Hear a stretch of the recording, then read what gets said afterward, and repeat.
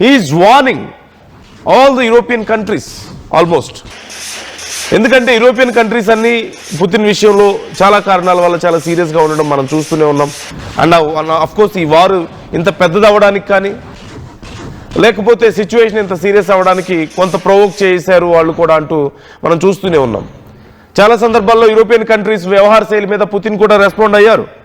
Now he's directly warning them, మీకు యుద్ధం కావాలంటే యుద్ధం చేయడానికి నేను సిద్ధంగా ఉన్నాను అని. అదే జరిగితే ఇక ఊహించలేనంత భయంకరమైనటువంటి యుద్ధం మొదలవుతుంది ఖచ్చితంగా. Let's hope it's not going to happen.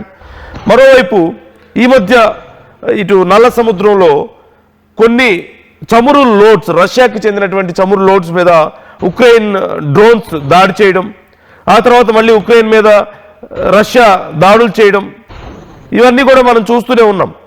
Turkey తీరంలో రష్యా జెండా ఉన్నటువంటి ఒక సన్ఫ్లవర్ ఆయిల్ ట్యాంకర్ మీద డ్రోన్ దాడి జరిగింది. దీనికి సంబంధించి ఉక్రెయిన్ కూడా కన్ఫర్మ్ చేయడం మనం చూస్తూనే ఉన్నాం. ఇక మరోవైపు పుతిన్ కామెంట్స్ మీద అమెరికా అధికారి రెస్పాండ్ అయ్యారు. స్టీవ్ విట్కాఫ్ కూడా మాస్కోలో రష్యా అధ్యక్షుడు కలిసి ఉక్రెయిన్లో దాదాపుగా ఇక సిచ్యువేషన్ మేము కంట్రోల్లోకి తీసుకొస్తున్నాం అని చెప్పి కూడా చెప్తున్నారు. సో ఓవరాల్గా సిచ్యువేషన్ ఎప్పుడు ఎటు ఎస్కలేట్ అవుతుందో తెలియడం లేదు. ఒక పక్క శాంతి చర్చలు ట్రంప్ ప్రయత్నిస్తున్నారని చెప్తున్నారు, చర్చలు వరుసగా జరుగుతూనే ఉన్నాయి. మరోపక్క ఇరు దేశాలు ఒకరి మీద ఒకరు దాడులు చేసుకుంటూనే ఉన్నారు. ఉక్రెయిన్కి సంబంధించినటువంటి కొన్ని షిప్స్ మీద రష్యా దాడి చేస్తే రష్యన్ ట్యాంకర్స్ మీద ఉక్రెయిన్ దాడి చేయడం, ఆయిల్ ట్యాంకర్స్ మీద మనం చూస్తూనే ఉన్నాం.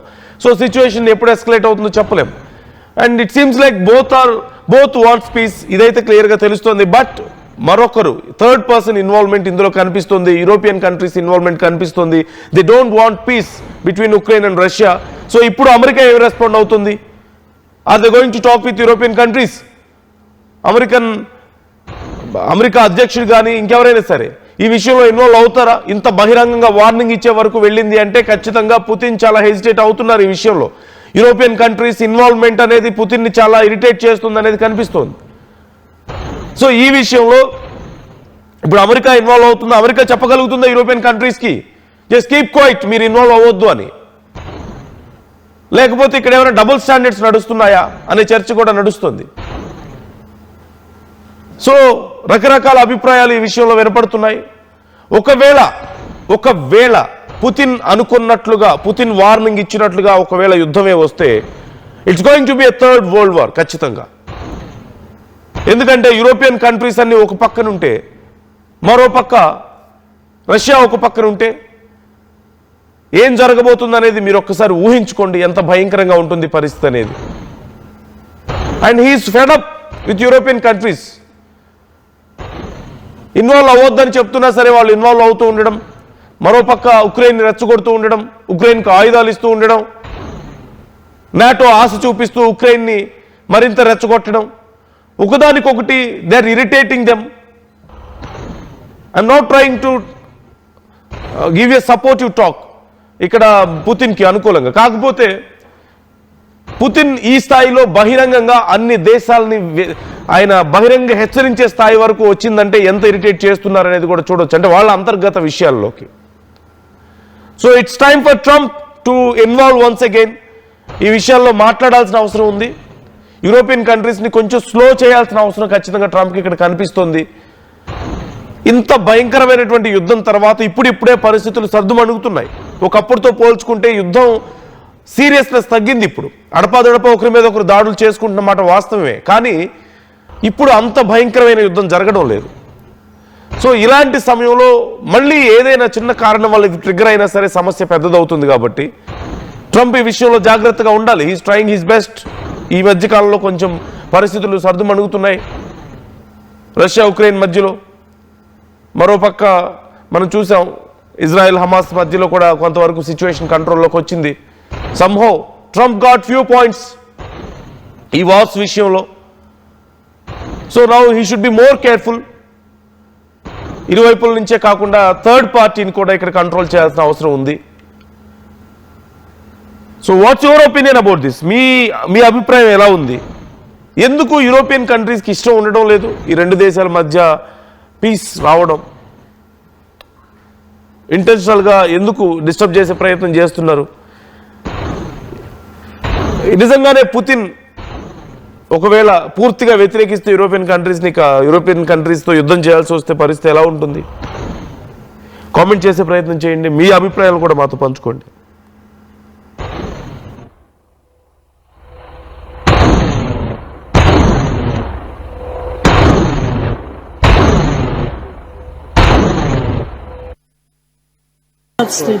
Смотри, что творится, я не знаю даже, что это сейчас взорвалось. Это, наверное, диалект. Да, это вон этот. Еще один летит. Смотри, что творится, я не знаю даже, что это сейчас взорвалось. Это, наверное, диалект. Да, это вон этот. Еще один летит. Смотри, что творится, я не знаю даже, что это сейчас взорвалось. Это, наверное,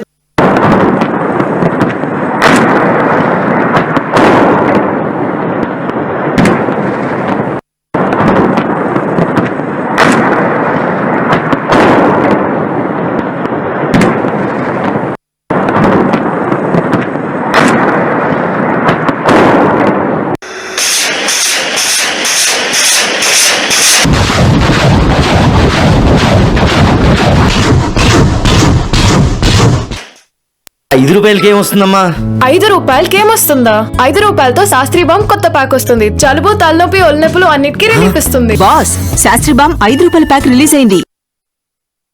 నగల సామ్రాజ్యం పెద్దది, మన వేడుకల్లో నగల పాత్ర పెద్దది. నగల్లో మన సంప్రదాయం అది పెద్దది. అదే విధంగా నగలు కొనేటప్పుడు మీ సేవింగ్స్ కూడా ఇకపై పెద్దగా ఉంటుంది. అన్ని నగల తరుగును ముందు కన్నా ఇంకా తగ్గించాం. ఈ తక్కువ తరుగును చూస్తే వెంటనే నగలు కొనేస్తారు. డైమండ్ జ్యువెలరీ ధరలు కూడా పెద్ద లెవెల్లో తగ్గించాం. ఇకపై అందరూ డైమండ్ జ్యువెలరీ కొనుక్కోవచ్చు. ఏ ఆఫర్లోనూ పక్కదారి పట్టకండి. ఇక్కడికొచ్చి కంపేర్ చేస్తేనే తెలుస్తుంది మీకు ఎంత పెద్దగా డబ్బులు ఆదా అవుతుందో అని. ఈ తరుగు కన్నా ఎక్కువ ఇస్తే మీరు కష్టపడి సంపాదించిన డబ్బు వృధా చేసినట్టే.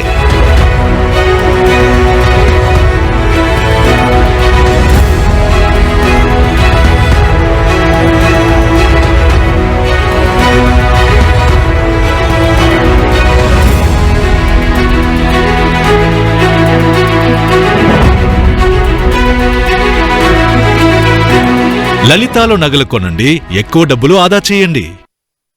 ఇల్లు కావాలంటే స్థలం కావాలి. స్థలం ఎలాంటి చోట కొనాలి? తక్కువ పెట్టుబడితో ఎక్కువ అభివృద్ధి అయ్యే ప్రాంతంలో కొనాలి.